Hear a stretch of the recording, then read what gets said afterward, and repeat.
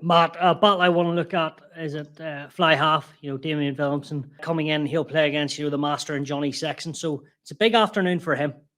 Huge afternoon, Stu. I actually, just so everyone knows, I had a chat with you yesterday, Stu, about it. And I went and did a bit of research on him.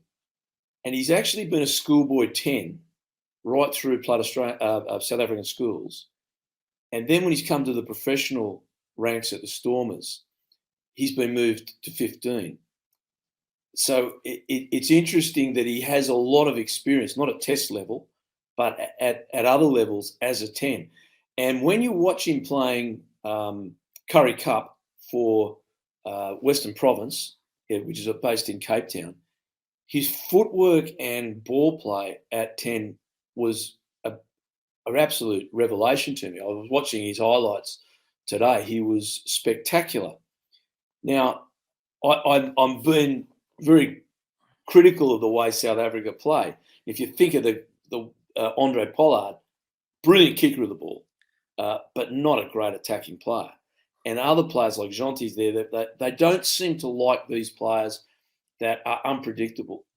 But what Willemse brings is he takes the ball to the line, like Sexton does. He takes the ball to the line and then trusts his skills to play, go himself, use his footwork, or bring forwards into play. He's a good kicker.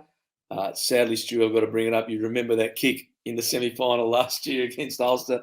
He slotted one from the sideline to win the game and really heartbreakingly knock Ulster out of the championship. He's also a very good kicker in general plays, crossfield kicks. His short kicking game is very powerful.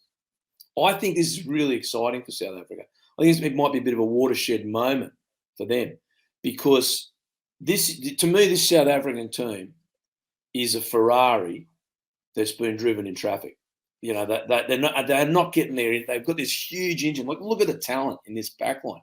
Now, Chisholm Colby's playing fullback. We'll talk about that in a minute.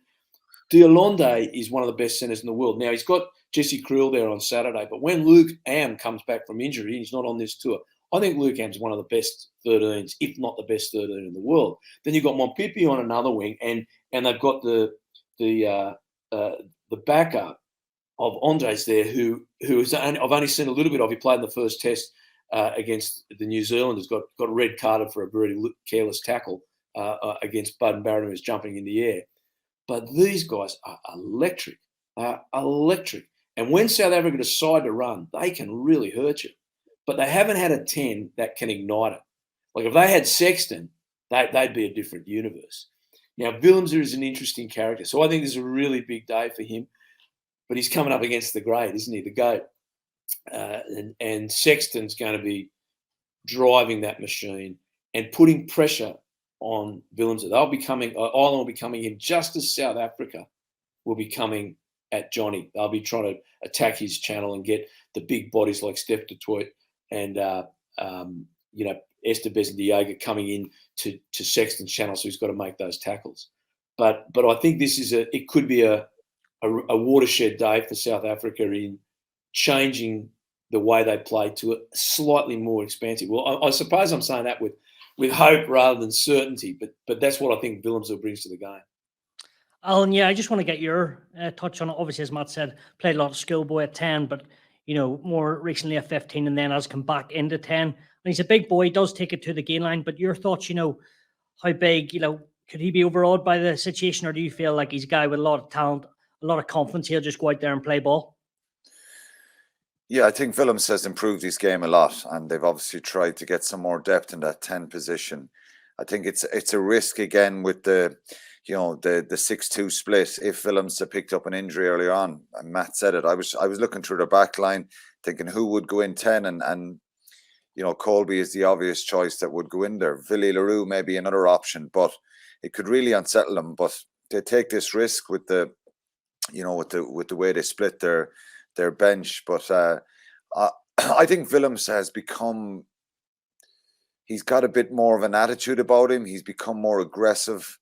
And as Matt said, taking the ball to the line, I think he's, you think you're now in the Northern Hemisphere, you're, possibly wet conditions on Saturday, territory is going to be important. You're coming up against a really good side. You've got to, as a 10, you've got to play in the right areas as well. And if you force it a little bit too much, but he's a very physical player and he's very athletic, so a powerful player as well. So no issues whatsoever with his running game or his ability to play off the cuff. But I just think structurally, getting that kicking right and getting that accuracy there, we've seen Pollard be so effective for South Africa for a number of years now. And this guy gives him a little bit more of a spark. And I think when Arendse and Colby, if you get quality ball to them, and Mapimpi, they can really hurt you a lot. But they won't move away from kicking and putting pressure on the opposition as well.